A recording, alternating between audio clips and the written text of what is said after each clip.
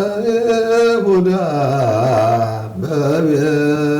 በቤተልሔም ተወልደ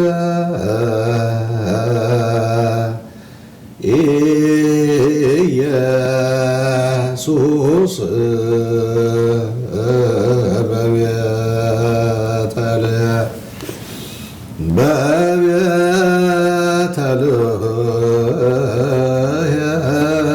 በቤተልሔም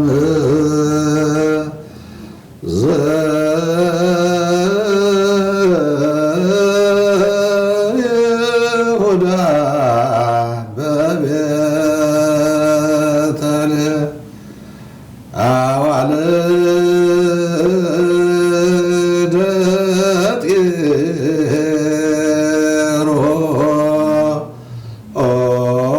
ጢሮስ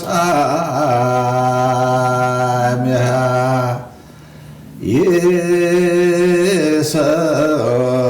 ይሰግዳ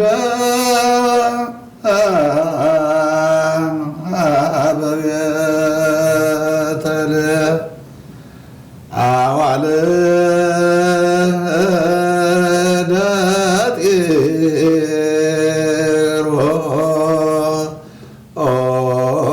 ጢሮስ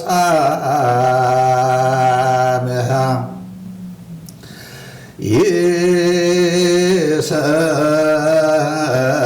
ይሰግዳ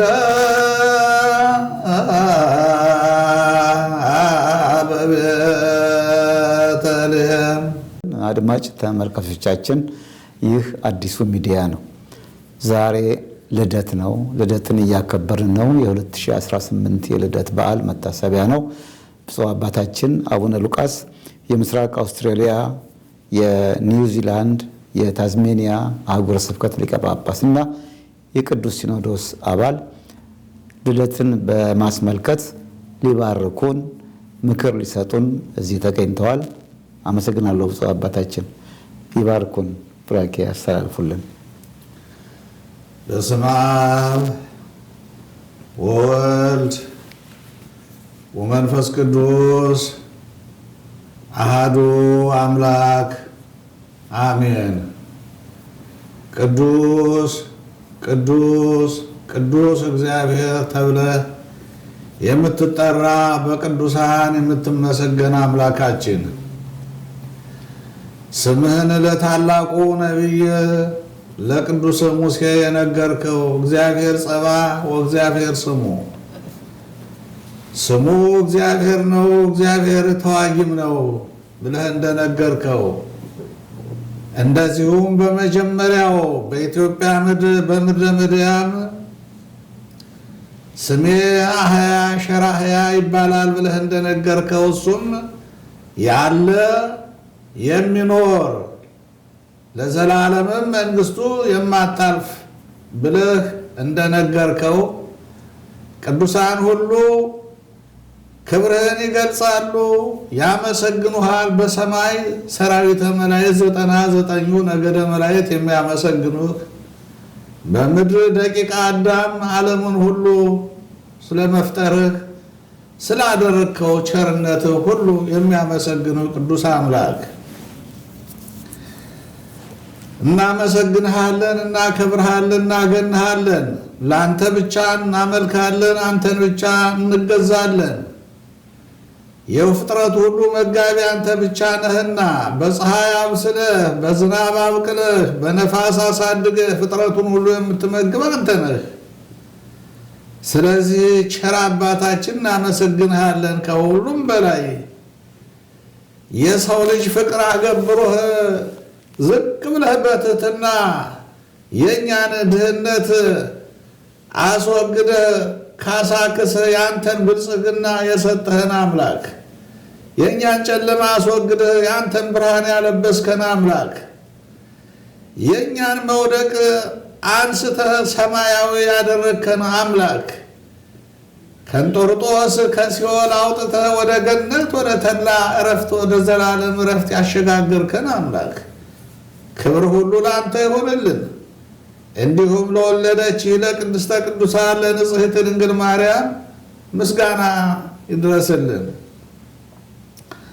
የተወደዳችሁ ኢትዮጵያውያን በያላችሁበት በምድር የምትሽከረከሩ፣ በባህር ላይ ያላችሁ፣ በሰማይ ላይ የምትበሩ፣ በውቅያኖስ በቀላያት ሁሉ ያላችሁ ሁሉ እንደዚሁም በሆስፒታል በደዌ ዳኛ በአልጋ ቁራኛ ሆናችሁ በሕመም በደዌ ያላችሁ በብርሃነ ልደቱ በምህረቱ ይፈውሳችሁ በያላችሁበት። ተስፋችን ኢየሱስ ክርስቶስ ዘላለማዊ ሕይወታችን ነውና እሱን እመኑ፣ በእሱ ትድናላችሁ። ተስፋችን እሱ ነውና የዘላለም እረፍታችንም እሱ ስለሆነ በእሱ እመኑ ትፈወሳላችሁ። እግዚአብሔር ከእናንተ ጋር ይሁን። እንደዚሁም አገር በመጠበቅ አገር በመከላከል በዙሪያ የምትዋጉ የምትጋደሉ የሀገር ሰራዊቶች ሁላችሁ በውስጥም ሆናችሁ የምትጋደሉ አገራችሁን በአንድነት ሆናችሁ ጠብቁ። በእግዚአብሔር እመኑ። ኢትዮጵያ ሀገራችሁ የታሪክ ሀገር ናት። ታሪካችሁን ጠብቁ፣ ከታሪክ አታጉድፉ። ከሁሉም በላይ አንድነት ይኖራችሁ። ከአንድነት ወጥታችሁ በእርስ በርስ የምታደርጉት ነገር በታሪክም አይስማማላችሁም። ዓለምም እየሳቀባችሁ ነው። ከእንዲህ ያለው ድርጊት ወጥታችሁ አንዲት ሀገርን፣ አንድን ሕዝብን፣ አንድ አምልኮትን ተከትሎ አምላኩን እያመለከ በሰላም እንዲወጣ በሰላም እንዲገባ ሕዝባችሁን አድርጉ። እግዚአብሔር አምላክ ካህናቱን መስዋዕታችን እግዚአብሔር እንዲቀበለው፣ ጸሎታችን እንዲሰምር፣ መቅሰፍቱ እንዲቋረጥ፣ መከራው እንዲያጥርልን ተግታችሁ ጸልዩ፣ ወደ እግዚአብሔር ለምኑ። አንድነታችን እንደዚሁም ያልተቋረጠ ግንኙነት ኑሮት ሁላችንም በአንድነት ወደ ፈጣሪያችን እንድንጮህ እንድንለምን አስፈላጊ በመሆኑ አሳስባለሁ። ገዳማውያን አባቶቻችን ከመቼውም በላይ ተግታችሁ ጸልዩ። መከራው በእኛ ጸንቷልና፣ እነሆ መከራው በዓለም ሁሉ የተለየ አድርጎብናልና ለዚህ ሁሉ የእናንተ ጸሎት ስለሚበጅ የእግዚአብሔርን ደጅ አንኳኩቶ ገብቶ ምሕረት ስለሚያመጣ ተግታችሁ እንድትጸልዩልን እንማጸናችኋለን። አባቶቻችን፣ አባቶች፣ እናቶች በሀገር ውስጥ ያላችሁ ስለ ልጆቻችሁ፣ ስለ ሀገራችሁ፣ ስለ ቤተ ክርስቲያናችሁ፣ ስለ እምነታችሁ መከራውን ለማሳለፍ በጸሎት ተግታችሁ እንድትበረቱ በዚህ በዕለተ ልደቱ ማሳሰብ እወዳለሁ። ወገኖች ኢትዮጵያውያን በምህረቱ እስኪጎበኘን ድረስ ሁላችንም በአንድነት ጸንተን በአንድነት ሁነን አገራችንን በምህረቱ እንዲጎበኝልን እግዚአብሔር መልካም ቀና ፍርድ የሚፈርድ ድሃ ተበደለ ፍርድ ጎደለ የሚል መሪ እስኪሰጠን እግዚአብሔር በትጋት በአንድነት ሁነን እንድንጸልይ ከአንድነት ከማህበር በወጣ በተለየ ነገር መከፋፈል ጥቅም አይሰጥምና ጸሎታችን የተባበረ እንዲሆን አሳስባለሁ።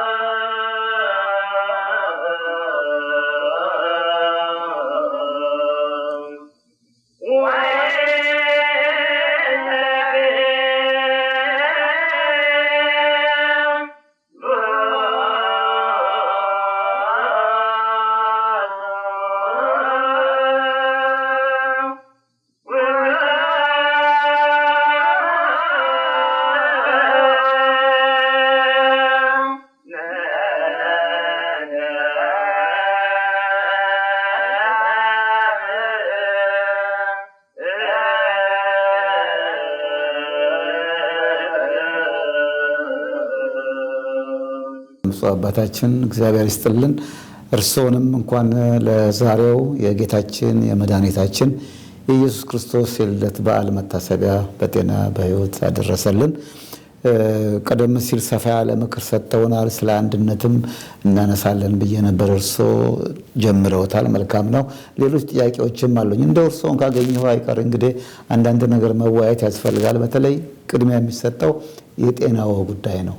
እንዴት ነው አሁን ጤናው?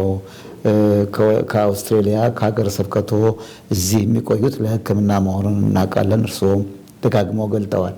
አሁን ሕክምናው ምን ደረጃ ላይ ይገኛል? ጤናው እንዴት ነው? ከዛን ጀምርና ሌሎች ነገሮችን እንዲሁ እናነሳለን። አባታችን እግዚአብሔር የተመሰገነ ይሁን። ስለ ጤናዬ በኩል ያው አርትራይት የሚባል ወይም በሀገራችን ኮርትም ይሉታል። አርትራይትስ እሱ አለ። እሱ በጣም ችግር ይፈጥራል። የሆነ ሆኖ ግን ለረጅም ጊዜ የቆየ እንደ ዘመድ ሆኖ ለቁርጥ የማይሰጥ እንዲሁ ዝም ብሎ መቼስ በአካሌ ላይ እያሰቃየ የሚኖር ነው። ተለምዷል። በዚህ ሁኔታ ነው የምኖረው። በአዲስ የተከሰተው የልብ ድካም ግን እግዚአብሔር ይመስገን ያው ሕክምናው ረድቶኛል። በቅርቡም ወደ ሐኪሞች ሄጄ ነበረ። እንደው አንዳንድ ቦታ ቤተክርስቲያን ባርኮ ለመምጣት ከወገኖችም አልፎ አልፎ ለመገናኘት አስባለሁ። ፍላይት ማድረግ እችላለሁ ወይ ብዬ ጠይቄ ነበረ። አይተው ከ5 ሰዓት እስከ 6 ሰዓት ባለው አጫጭር ፍላይት ከዚህ በላይ አንፈቅድልህም፣ ከዚህ ድረስ ባለው ግን ማድረግ ትችላለህ ብለውኝ አንድ ጊዜ ለሙከራ እንግዲህ ወደ ፍሎሪዳ ሄጃለሁ። ለሁለተኛ ጊዜም ወደ ካሊፎርኒያ የብፁዕ አባታችን አቡነ መልከጼዴቅ ሐውልት ምርቃት ነበርና እዚያ ለመታሰቢያቸው ጠርተው ምዕመናን ሄጄ ነበር። አቆራርጬ ነው ከዚህ ከዲሲ ወደ ቴክሳስ፣ ቴክሳስ ወደ ኦክላንድ ነበረ የመጀመሪያው ጉዞ። ረዘም ይላል። ስመለስ ግን ነን ስቶፕ ነበረ። ደህና ነው የመጣው። ቀጥታ በረራ ነው። ቀጥታ በረራ ስለነበረ ደህና ነው። የተሻለ ሆኖ ነው ያገኘሁት እና በዚህ ሁኔታ ነው ያለው። እግዚአብሔር ይመስገን አሁንም ደህና ነው ያለሁት። ክረምቱ ያው እንግዲህ እንደምታውቁት ነው በየደጅህ የሆነው ክረምታው እዚህ ከባድ ክረምት ነው። በጣም በርዷል፣ በጣም ቀዝቅዟል። ለእኔ ኮርትም ላለብኝ ሰው ቀርቶ ለጤነኛ ሰውም እያስቸገረ ነው ያለ። ትንሽ ያው እግዚአብሔር ይመስገን ብዙም ባይሆን ያው በከዘራ ሆኜ ውስጡን በየቤቱ በምኑ እንቀሳቀሳለሁ ማለት ነው። እግዚአብሔር ይመስገን። መልካም ነው። የክረምት ነገር ወይም የብርድ ነገር እርስዎ ብቻ ሳይሆኑ ከእርስዎም በእድሜ የሚያንሱት ሰዎችም የሚወዱት አይደለም። ግን እዚህ ሀገር ደግነቱ ደግሞ ብርድም ቢኖር ሙቀት እንደ ልብ ይገኛል። መብራት ጠፋ፣ ውሃ ጠፋ የሚል ጣጣ የለምና እንደ ልብ ሁሉ ነገር የተሟላ ነው። ቀደም ሲል እንደው ወደ ተለያየ ቦታ መሄደውን ገልጠውልኛል። ወደ ካሊፎርኒያ፣ ወደዚህ ወደ ሌላም ቦታ። አሁን ልደትን ለማክበር ይህን ፕሮግራም የምናስተላልፈው የልደት አካባቢ ነው። ግን ቀደም ብለን ስለቀረጽን እርስዎ እዚህ ዋሽንግተን አካባቢ ስላሉ ዘንድሮ ልደትን የት ነው የሚያሳልፉት? የጋበዘዎት ቤተክርስቲያን ወይም ምዕመናን አሉ? እንግዲህ የዚህ ነገር መቼም አጠያያቂ ነው። በእነዚህ የተራራ መብራት አትሸሸግም አትደበቅም ነውና እንግዲህ እኔ ራሴን ልደብቅ ብል እንኳን በዋልኩበት ባደርኩበት ያው ምዕመናን ማየታቸው አይቀር። በዚህም ላይ የሰለጠነ ቴክኖሎጂው በቃ ያው በያለንበት ስለሚያሳይ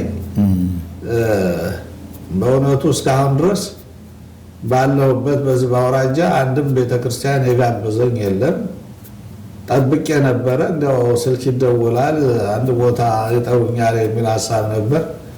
ምንም አልተደወለም። ስለዚህ አንድ ወንድሜ ከዚህ ከዲሲ ወጣ ብሎ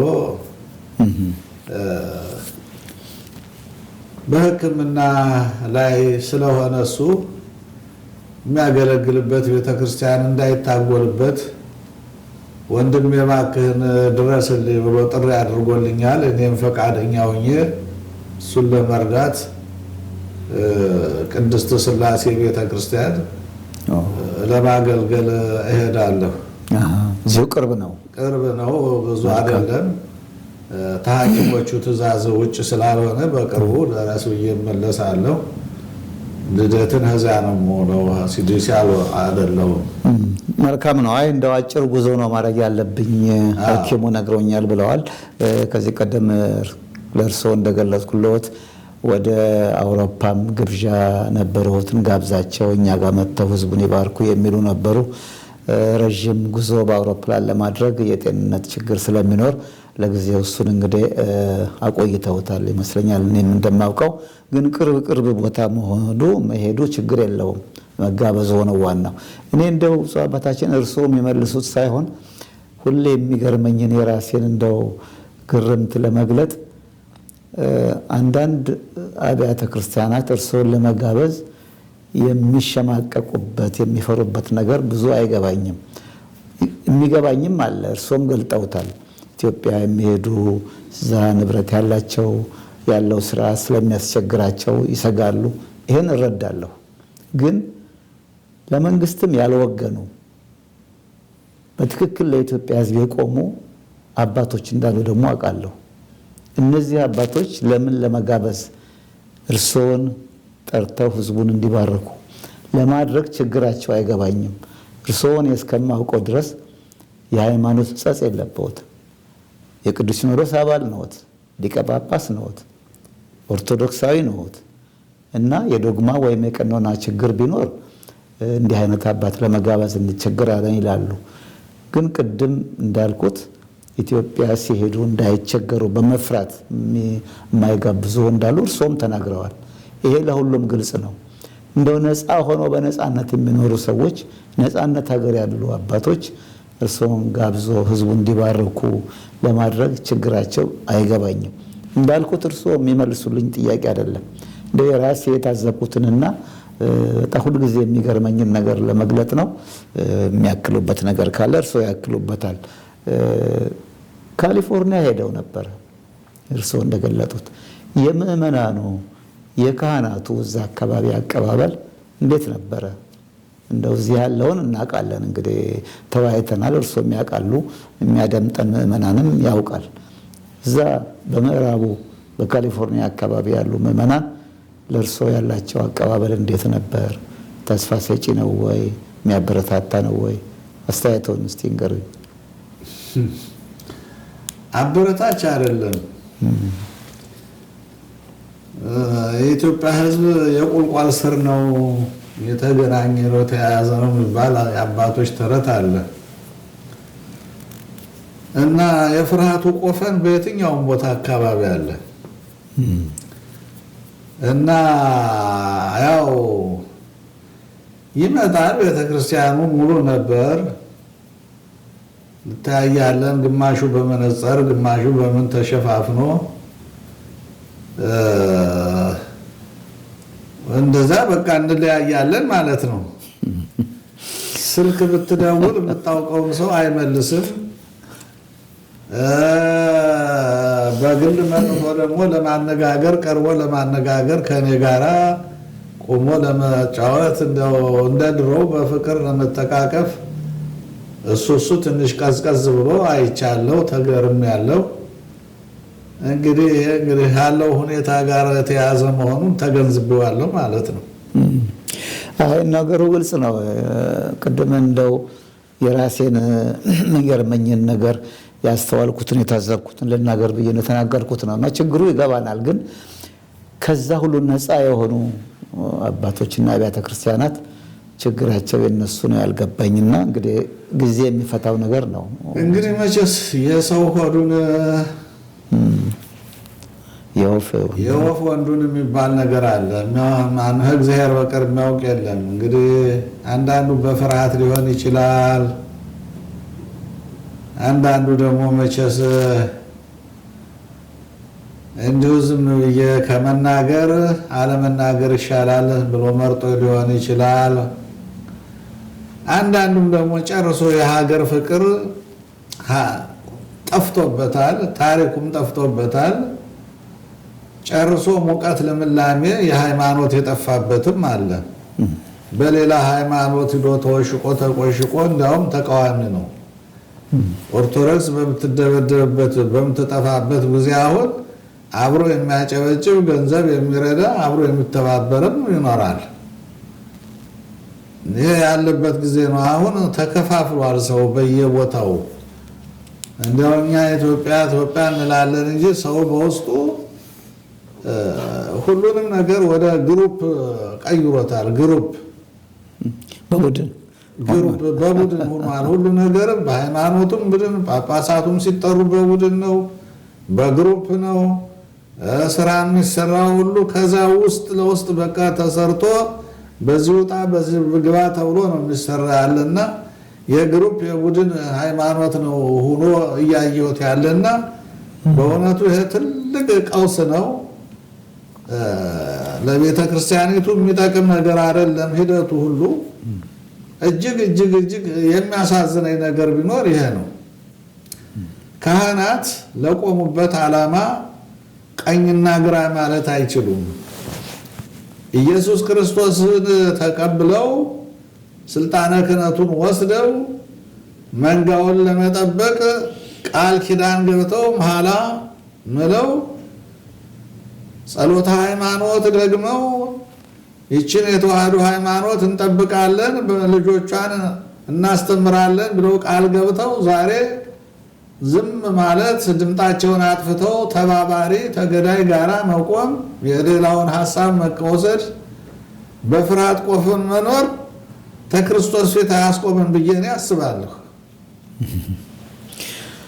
መልካም በእውነቱ በጣም እና ታሪክም ደግሞ ይወቅሳል፣ በጣም ይወቅሳል።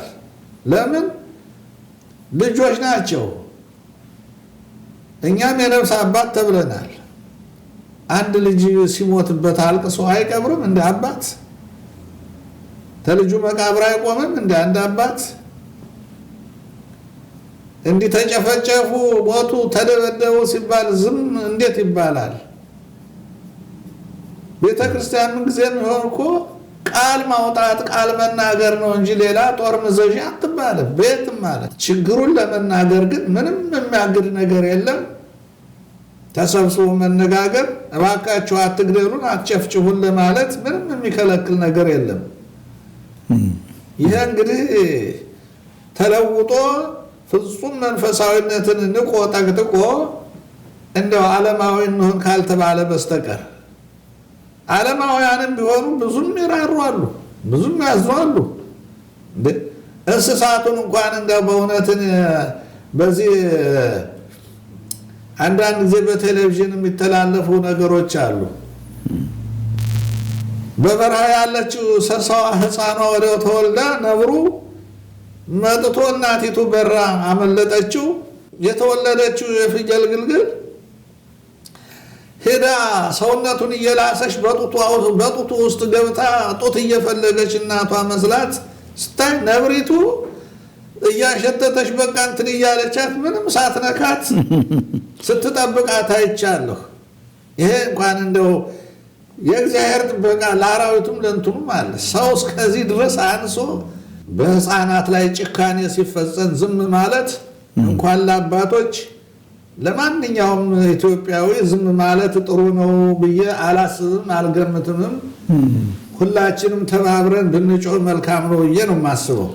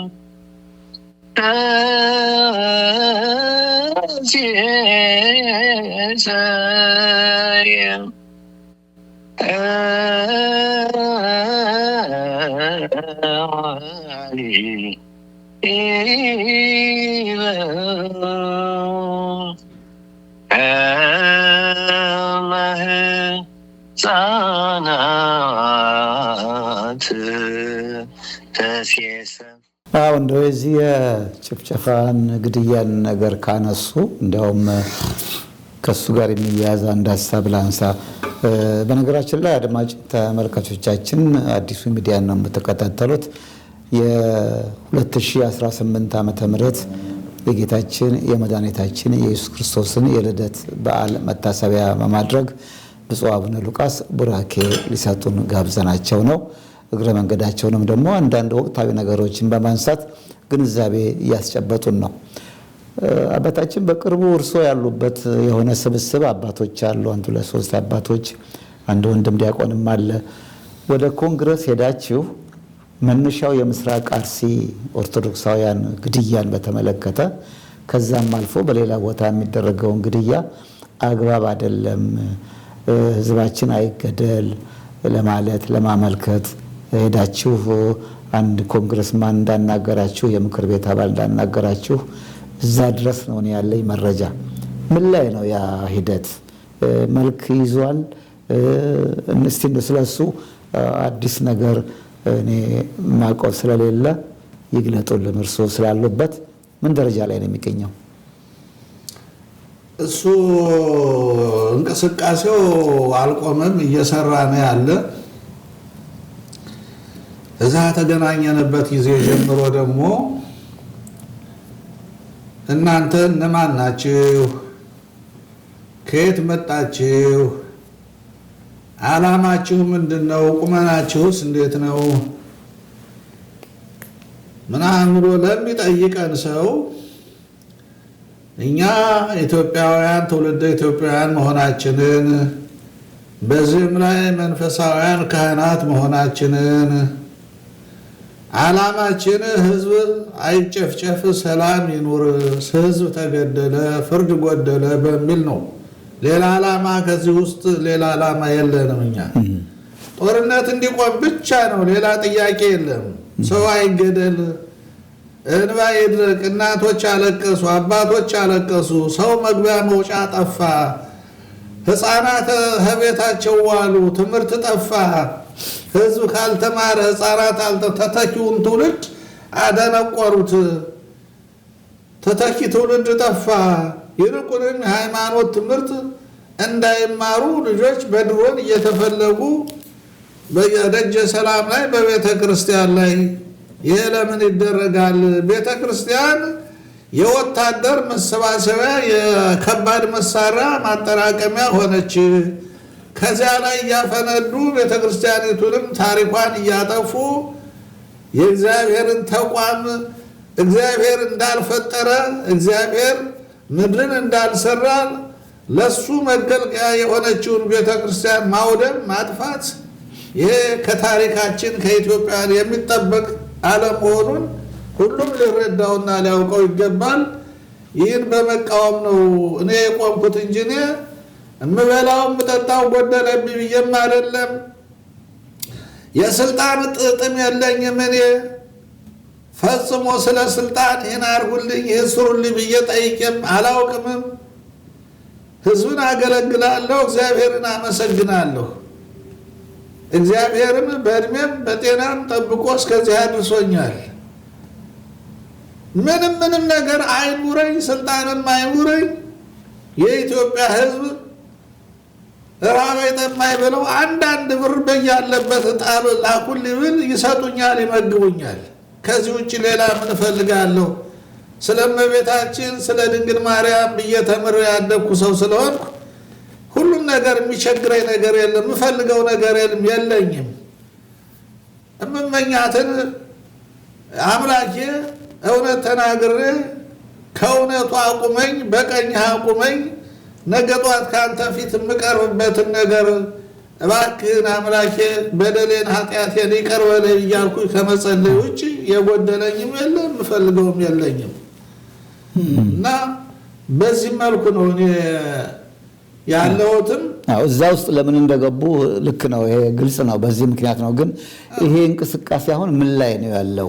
እውቅና አገኘ ወይ? ይህ እንቅስቃሴ ያለው ሂደን ቀረብን።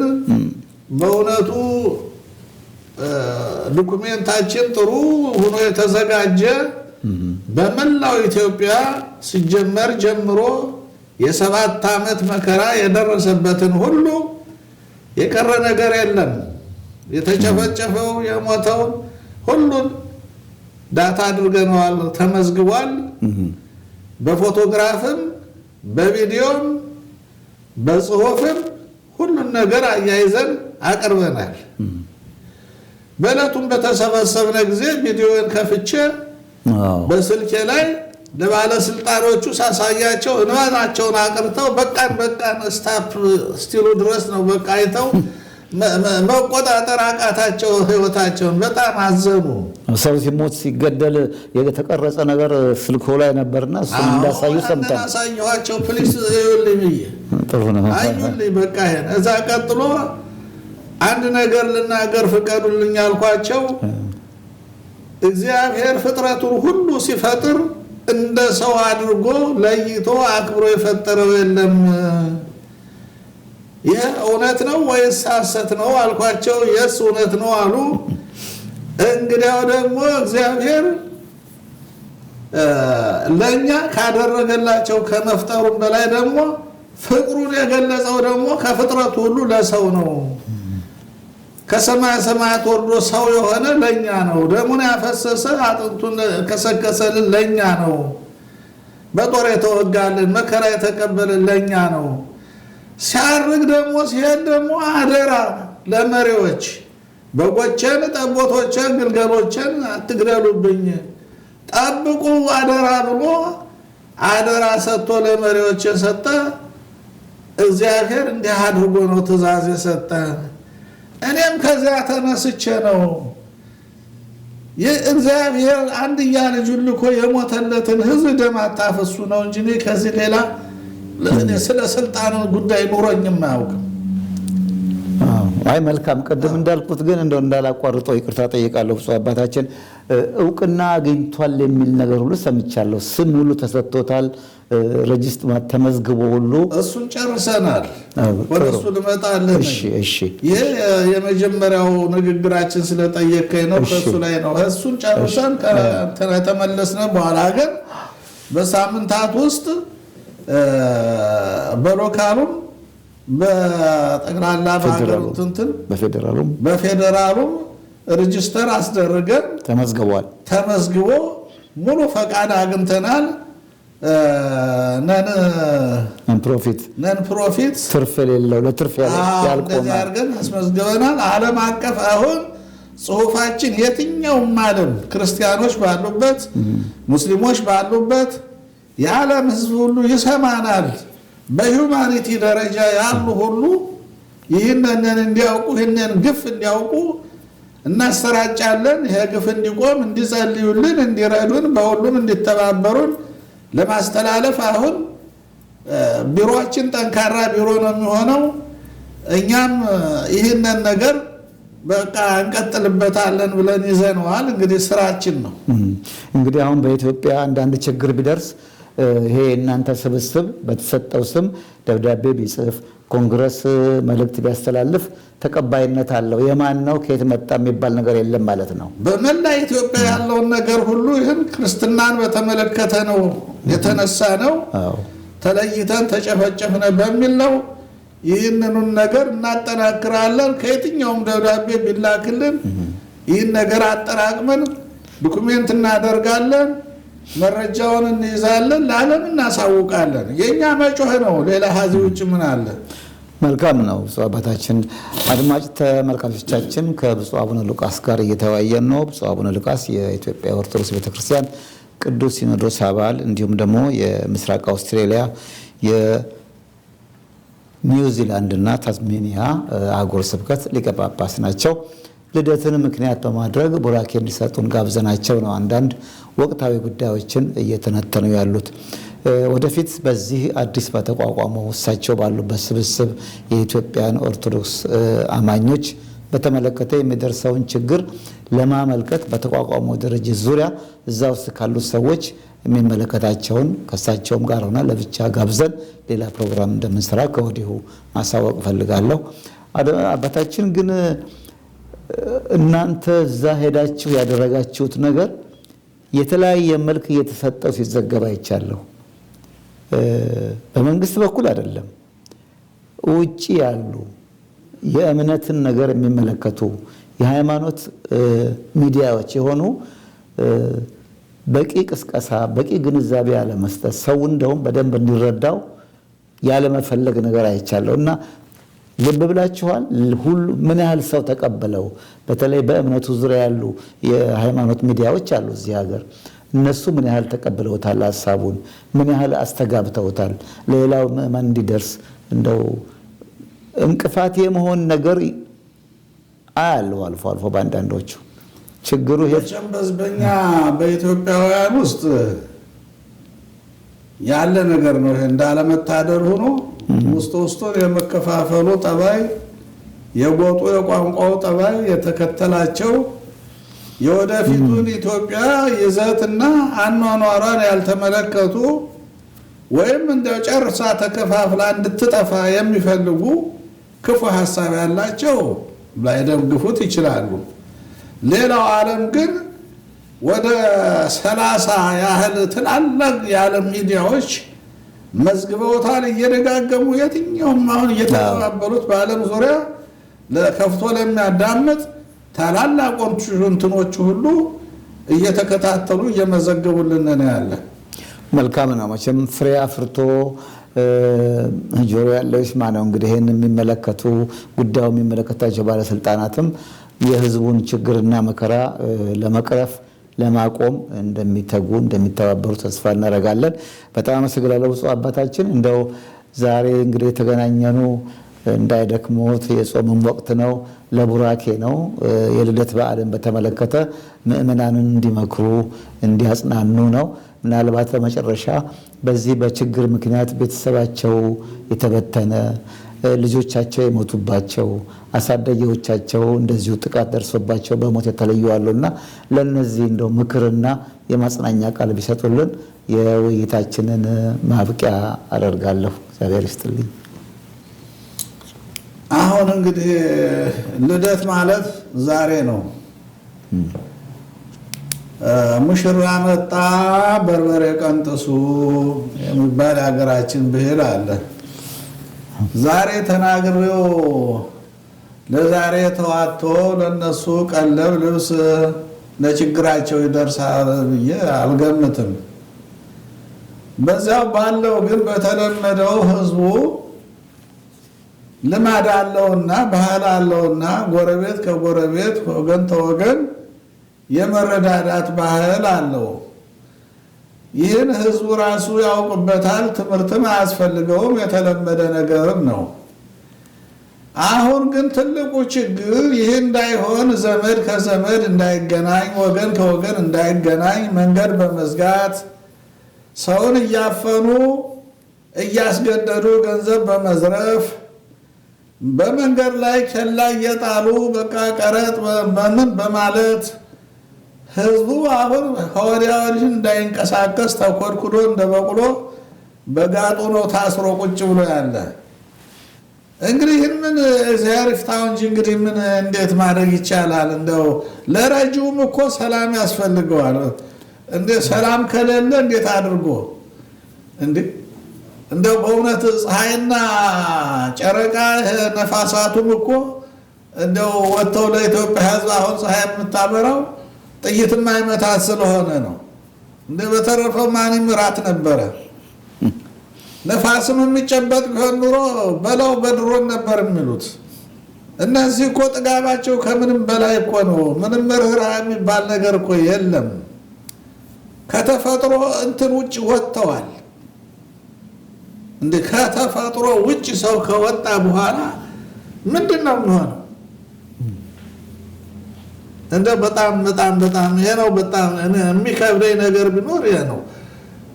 እና እንዲህ አይነት እንትን የተሰራባት ሀገር ስለሆነች ለዓለም ህዝብ የምንጮኸው እኮ አንድ መፍትሄ እንዲመጣ እርዳታ፣ የሞቱት ሞተዋል፣ ለቆሙት መድኃኒት እንዲደርስላቸው፣ ትምህርት ቤት እንዲከፍትላቸው፣ ሆስፒታሎች እንዲከፈቱላቸው፣ አምቡላንስ እንዲሄድላቸው፣ እናቶች ከስቃይ እንዲገላገሉ በሰላም እንዲወልዱ መውለጃ ቦታ ይኑራቸው።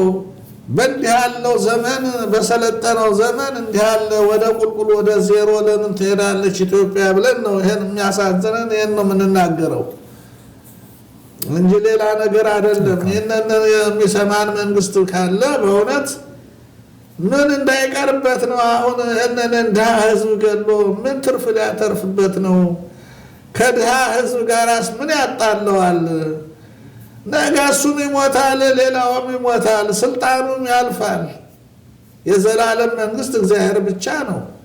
ምን አለ መግደሉን ትቶ በጅራፍም ገረፈው፣ በሰንሰለትም አሰረው ህዝቡን። ያው በባርነት ቀንበር መግዛትም እኮ ይችላል። ግድያውን ግን ቢተው ምን አለ ነው። አዎ እግዚአብሔር የሰጣቸውን እድሜ ለምን ይቀሰፋሉ?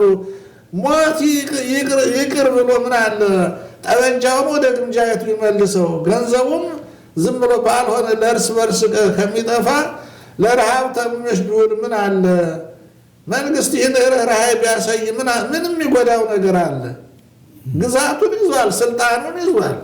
የፈለገውን ማድረግ ይችላል። እያፈሰ ወርቁንም ብሩንም የትም በፈለገው መንሸራሸር ይችላል፣ ማድረግም ይችላል። መብቱ ነው። እንግዲህ ማን ቀምቶት? የሰው ነፍስ ባይቀጥፍ ነው ዋናው። የኛ ትግል የሰው ነፍስ ይዳን ነው እንጂ ስለሌላ ምንም ሌላ ምን ከሰው ምን ወቅሰው ነገር እኮ የለንም። አልካም እውነት ነው። እንግዲህ አይ እንደው ቅድም እንዳልኩት እንደዚህ ላዘኑ ቤተሰባቸው ለተራቆተ በሞት ለተለዩ ወገኖች እንደው የማጽናኛ ቃል ነው እንግዲህ ሰጥተውልናል። እንደው በመጨረሻ አብሬ ማነሳው የቀረ ሐሳብ ካለ ይጨምሩበታል። ከአንዳንድ አባቶች ጋር እንደው የመገናኘት ነገር አለ። እንደው በነገራችን ላይ ኢትዮጵያ ደውለው አንዳንድ ሊቃነ ጳጳሳት ወይም ደግሞ በእርሶ በኩል እንዲህ ብታረጉ ምክር፣ ሌላ ነገር አይደለም። እንደው ምክር፣ መንፈሳዊ ምክር መቼም ሐሳብ አባቶች ስትለዋወጡ ጥሩ ነገር ይመጣልና የሚያገኙት አባት ይኖራል። ኢትዮጵያም ሆነ እዚህ ባለፈው ቅዱስ ፓትርያርኩ መጥተው ነበር እዚህ አሜሪካ። የተገናኛቸው አይመስለኝም። እንደው እንዲህ አይነት መቀራረብ ቢኖር ብዙ ስራ ይሰራል። ሌላ ነገር ውስጥ እኮ አይደለም፣ መቃወም አይደለም፣ ግን ምክር ተሰብስቦ ምክር ለህዝብ ማጽናኛ የሚሆን ነገር ለማስተላለፍ እነማን ያገኛሉ? እንደው ግንኙነት አለዎት ለማለት ነው። ለፈራና ለካደ መድኃኒት የለው። እኔ በእውነቱ የእነሱን ችግር ብዙዎቻችን እንረዳለን። እዛ ሆነው ምንም ለማለት ግን ቅድም እንዳልኩት ነው። አሁን እርስዎ ሊቀ ጳጳስ ነዎት፣ የቅዱስ ሲኖዶስ አባል ነዎት።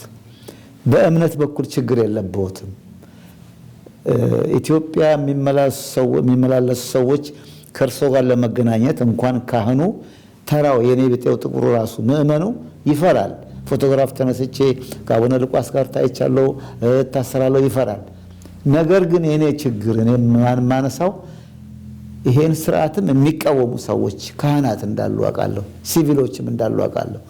ቤተክርስቲያን ውስጥ አመራር ሁሉ አላቸው እነዚህ ሰዎች ከእርሶ ጋራ በመጥፎ በምንም አይደለም እኮ በግደለው ባትግደለው አይደለም ተመካክሮ ለቤተ ክርስቲያን ጥሩ ነገር ለመስራት እርሶም ደግሞ ምእመናንን እንዲባርኩ እንዲያስተምሩ ለመጋበዝ ችግራቸው አይገባኝም። እሱን ለማለት ነው። ግን መልሱን አውቀዋለሁ። እርሶም ከዚህ ቀደም ነግረውናል። ስለ አባቶች፣ ስለ ካህናት፣ ስለ ሊቃውንተ ቤተ ክርስቲያን ስለዚህ ሁሉም በየቤቱ የሚያውቅ ያውቃል፣ የሚያውቅም ደግሞ ያው እግዚአብሔር እንደሰጠው እንደጸጋው ይኖራል ማለት ነው። በዚህ ይህን አርጉ ይህን አታድርጉ ልላቸው አልችልም። ቅድም እንዳልኩ እኔ ዜሮ ያልኩ ለዚህ ነው ባኛው እና ዋናው ነገር እኔ ለማንም ቢሆን ላነጋገረ ሰው እኔ ከልክዬ አላውቅም። ለሚገናኘኝም ሰው ምን ጊዜም ግልጽ ነኝ። ተሰው ተሰውሬም አላውቅም። ሰው ጋር ነው የምኖረው። የሆነ ሆኖ ግን እኔ እንግዲህ ሰው እንፈራለን። እኛ መውጣት መግባት አንችልም፣ ጉምሩክ ላይ እንያዛለን፣ ጥያቄ አለብን ምናምን እያሉ ብዙ ሰዎች ስጠይቅም አባቶችም ወንድሞችም ይህን ስለሆነ የሰጡኝ መልስ እንግዲህ እነሱ እንበላለን ካሉ አትብሉ እያልኩ እኔ ደግሞ እነሱን እንትን ጉሮሮ መዝጋት ሊሆን ነው ማለት ነው። ተወን እባክህ እንብላበት፣ አንተ ጩህልን፣ እኛ ዝም ብለን እንብላ እስካሉ ድረስ ምን ማድረግ እችላለሁ? እኔ እንግዲህ ይሄ ነው ነገሩን እንትን የሚለው የሆነው ነው። ግን እኔ እንደው ከእግዚአብሔር ሐሳብ ተነስቼ ይሄ መለያየቱ ጥቅም አይሰጠንም። መነሻችን መቼም ሰማይንና ምድርን የፈጠረ እግዚአብሔር ሁሉንም ጥንድ ጥንድ እያደረገ ፍጥረታትን ከላይ ከብርሃናትም ብንመለከት ፀሐይ አለች፣ ጨረቃም አለ፣ ከዋክብትም አሉ፣ ግሩፕ አላቸው። መላእክትም በግሩፕ ነው የሚኖሩት። 99 ነገድ አላቸው። 10ኛው ዲያብሎስ ሳጥናኤል ቢለይም በሱ ፈንታ ደግሞ የሰው ልጅ ተተክቶ እኛም አለን። የሰው ልጆች ሲፈጥረን ጀምሮ ብቻ ለብቻ እንድንኖር አላደረገም። እግዚአብሔር ሰውንም ብዙ ወተባዙ ወምልዋ ለምድር ብሎ ሴትን ፈጥሮ ዓለም በዚህ እስከምትደርስ ድረስ እንድንባዛ በማህበር እንድንኖር ያደረገን። ቀጥሎም ደግሞ የሰው ልጅ እንዳይሳሳት እግዚአብሔርን እንዳይረሳ ተሕግ ተእግዚአብሔር ፈቃድ እንዳይወጣ ለነቢያት መንፈሱን እየሰጠ ትንቢት እንዲናገሩ በሕዝብ ፊት ቁመው እንዲመሰክሩ ሲያስነሳ ነቢያትም ማህበር አላቸው። አበይት ነቢያት፣ ደቂቀ ነቢያት ተብለው ይጠራሉ። በአካለ ሥጋም ጌታችን ወደዚህ ዓለም ሲመጣ ከሽማግሎቹ መርጦ 12 ሐዋርያት ብሎ ከወጣቶቹ 72 አርድእት ብሎ ከእናቶቻችን 36ቱን ቅዱሳት አንስት ብሎ 120 ሰው በሚባሉት በማህበር አደራጅቶ 3 ዓመት ከ3 ወር ይህንን የድህነት ሥራ አስተምሮ እስከ እርገቱ ድረስ አረጋግቶ ሰማያዊነታችንን አሳውቆ በክብር እኔ ወደ ላይ ባረግም አሁን ድል አድርጌ ባረግም እናንተም ድል እንደምትነሱ በትንሣኤት እንደምትነሱ በእርገቴ ሰማያውያን እንደምትሆኑ ብሎ ምልክቱን ሁሉ ሰጥቶን ባርኮን አድርጓል። ተመልሼ ስመጣም አሁን እኔ የምሄደው ለእናንተ ቤት ላዘጋጅ ነው። በዛ ባዘጋጀሁላችሁ ቤት ወስጄ እናንተን በዛ አኖራችኋለሁ ብሎ ሙሉ ተስፋ የሰጠን እግዚአብሔር አምላካችን በዚህ ተስፋ እንዳንቆርጥ ሙሉ ተስፋ ሰጥቶናል። አዎ ቤትም አለን፣ መኖሪያውም አለን፣ መንግስቱም የዘላለም ነው። የሚሸረብሸን የለም፣ የሚገለን የለም። ይህ በአሁኑ የምንነጋገረው ቋንቋ በስጋችን ላይ የሚደርሰውን ፈተና ነው የምናወራው እንጂ ይህ ካለፈ በኋላ በዚህ በግድያም በሰውም ሞተ፣ በበሽታም ሞተ፣ በእግዚአብሔር እጅም በእግዚአብሔርም የሞተ ሄዶ አንድ መንግስት አለው። ከዚያ በሰላም የሚኖርበት አገር አለው። የሰው ልጅ ምድራዊ አይደለም፣ ርስቱ ከዚህ አይደለም፣ ሰማያዊ ነው። ይህን እያንዳንዱ ይህን ፍጡር ሊያውቅ ይገባል። ትንሣኤ ዘጉባኤ አለ። አዎ ያንን እያሰበ ቢኖር መልካም ነው እላለሁ። እና አሁንም እኛ አባቶቻችን ኢትዮጵያን ይህን ያነሳሁት ሲሰሩ ሲያቆዩልን ተቀባህር ጀምሮ እስከ መጨረሻው ድረስ እስከ ሶማሌ ድረስ ዙሪያውን እስከ ህንድ ውቅያኖስ ድረስ የአባቶቻችን አገር እስከ ኢራን ድረስ ግብፅ ሁሉ የኢትዮጵያ ታሪክ እንደነበረ ከዚያ በኋላ ትውልድ እየበዛ እየተባዛ ሲሄድ ሁሉም እየቀነሰ ግሩፕ እየሰራ በራሱ ነፃነት እያለ እየተዋጋ ዛሬ ካለችበት ደረሰ እንጂ አባቶቻችን መንግስታቸውን አጽንተው ብዙ ጦር ኑሯቸው በሃይማኖትም ተባብረው በአኗኗርም እየተባበሩ ኢትዮጵያን አቅንተው ያቆዩልን በህብረት ነው። ጠላት ሲመጣባቸውም ባላገሩ ቀንበሩን ሰቅሎ ካህናቱም እንደዚሁ ዳዊታቸውን አጥፈው ከመንግስት ጋር አብረው እየዘመቱ እያስተማሩ ታቦታቸውን ሂደው ሰዓታት እየቆሙ እየጸለዩ እየቀደሱ እያቆረቡ አብረው ተባብረው ባህታውያን ገዳማውያን ሁሉ ሳይቀሩ የኢትዮጵያ ታሪክ ኑ ሰርግ ተጠርተናል፣ ሙሽራው ክርስቶስ ጠርቶናል እያሉ ከመላ ኢትዮጵያ ተሰባስበው መጥተው ገዳመ ደብረ ሊባኖስ ጫገል ላይ ያለቁት ቅዱሳን አባቶቻችን በመላው ኢትዮጵያ ሙሽራውን ኑ ጠርቶናል እያሉ ነው በጣሊያን ሰይፍ እዚያ ሊጨፈጨፉ የቻሉት። ደም እንደ ጎርፍ የፈሰሰ ስለ ሀገር ፍቅር የአንድነት ስራ ነው ሲሰሩ ያከናወኑ። ያ 30 ሺህ አዲስ አበባ ላይ ያለቀው በዛ በጣሊያን ያለቀው ህዝብ ሁሉ አንድነቱ ነው ተሰብስቦ አገሩን ሲጠብቅ የቆየ ህዝብ ነው። የዚያ ደም ሁሉ ነው እስከዚህ አጽንቶ ያቆያት። አሁን ታዲያ የት ሊደረስ ነው? ተከፋፍሎ በጎጥ መንግስት ሊሰራ ነው ወይ? በመንደር በቋንቋ መንግስት ሊሰራ ነው ወይ? እንደ ይሄ የትም የማያደርሰን ምንም የማያደርሰን ከአንዱ ገብስ አለው፣ ከአንዱ ጤፍ አለው፣ ከአንዱ ጨው አለው፣ ከአንዱ በርበሬ አለው፣ ከአንዱ ቅመም አለው። ኢትዮጵያ ከአንዱ ማዕድን አለው፣ ከአንዱ ደግሞ ሌላም አላትና ይህን አቀናጅታ ተስማምታ ማዕድኑንም የመሬቷንም ወዝ እያረሰች ይህንን የምትጠቀም ህዝቡ አንድ እንዲሆን ከአንድነት ውጭ የሚጠቅመን ስለሌለ ወደ አንድነት እንዲመጣ ማንኛውንም ይህን እሰብካለሁ፣ አስተምራለሁ። የኢትዮጵያ አንድነት እንዲጠነክር እፈልጋለሁ። አዎ ይህ ሁሉም ተሰብስቦ አንድ ሆኖ ቁጭ ብሎ መክሮ ህገ መንግስቱን አስተካክሎ በሰላም መኖር ይችላል እኮ። ቁጭ ብሎ ከጦርነቱ ምን ጉዳይ አለው? ከመዋጋቱ ምን ጉዳይ አለ? ቁጭ ብሎ መምከር፣ ህግን ማስተካከል፣ ያን እንዳይፋለስ መጠበቅ፣ ስርዓቱን ጥሩ አድርጎ መያዝ፣ ከሌሎች መማር። በዚህ በሰለጠነ የተማረ ሰው አላሳጣን፣ ምጽፍ አላሳጣን። ሁሉም ነገር እያለን የእኛ ድህነት ግን ትርጉም የሌለው ሆኖ ስለማገኘው እጅግ አዝናለሁ። በጣም መልካም ነው። ብፁዕ አባታችን እግዚአብሔር ይስጥልን፣ ቃለ ሕይወት ያሰማልን።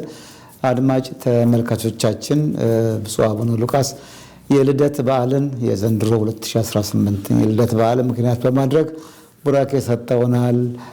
ፕሮግራማችንም ክርስቶስ መወለዱን በሚያበስር የቤተ ክርስቲያኒቱ የያሬድ ዜማ ጀምረውልናል። አሁንም ቃለ ሕይወት ያሰማልን እላለሁ። በእናንተ በአድማጭ ተመልካቾቻችን ስም ከልብ አመሰግናለሁ። ሌላ ጊዜ ደግሞ ብፁዕ አባታችን እንዳመቸው ትምህርት መስጠት ሲያስፈልግ ለሕዝቡ የሚሰጡት ምክር በሚኖርበት ጊዜ እንዲሁ ተገናኝተን አድማጭ ተመልካቾችን ያገኛሉ። ለአሁኑ እግዚአብሔር ይስጥልኝ፣ እድሜ ጤና ይስጥልን። ብፁዕ አባታችን ቡራኬው ይድረሰን። እኔም እግዚአብሔር ይስጥልኝ እላለሁ ስለጋበዝከኝ። እንደዚሁም ቤታቸውን አዘጋጅተው እንድንሰራበት ስቱዲዮሙን ለሰጡንም እግዚአብሔር ይባርካቸው፣ እግዚአብሔር ይቀድሳቸው። በኑሯቸው ሁሉ እግዚአብሔር እነሱ ጋር ይሁን እላለሁ። አንተንም እግዚአብሔር ይባርክህ፣ ቤተሰብህንም ሁሉ ይባርክልህ። የኢትዮጵያውያን ሁሉ ነው ድምፅ የሆንከው እና ለወገን ደራሽ ለወገን ተቆርቋሪ ሆነሃልና እኛ ካቋቋምነው ድርጅት ያላነሰ ቀደም ብለህም ስትሰራበት ኖረሃል። በዚህ መሳሪያ ዛሬም እንደዚሁ ለቤተ ክርስቲያን ድምፅ እየሆንካት እየረዳሃን ነው። በእውነት እግዚአብሔር ይጠብቅህ፣ በእድሜ በጸጋ ያበጽግህ። እግዚአብሔር ቤተሰብህን ሁሉ ይባርክልህ። አሜን። የኢትዮጵያን ሕዝብ እግዚአብሔር ይባርክ። የተራቡትን በበረከቱ ያጥግብልን፣ የተራቆቱትን ጸጋውን ያልብስልን፣ ያዘኑትን ያረጋጋልን፣ ያጽናናልን። በዓሉን የበረከት የረድኤት የተስፋ የደስታ በዓል ያድርግልን። አሜን። ረሃቡን፣ ቸነፈሩን፣ ስደቱን፣ ጦርነቱን፣ መከራውን አርቆ ዳሯን እሳት ማዕሏን ገነት አድርጎ እግዚአብሔር ይጠብቅልን። ጨለማውን ወደ ብርሃን ያሸጋግረን። እግዚአብሔር በሃይማኖታችን ይጠብቀን፣ ያጽናን። ከእግዚአብሔር ከመለየት ከእግዚአብሔር ከመራቅ ይሰውረን። ዲያብሎስን ከሰው ልቡና ያርቅልን።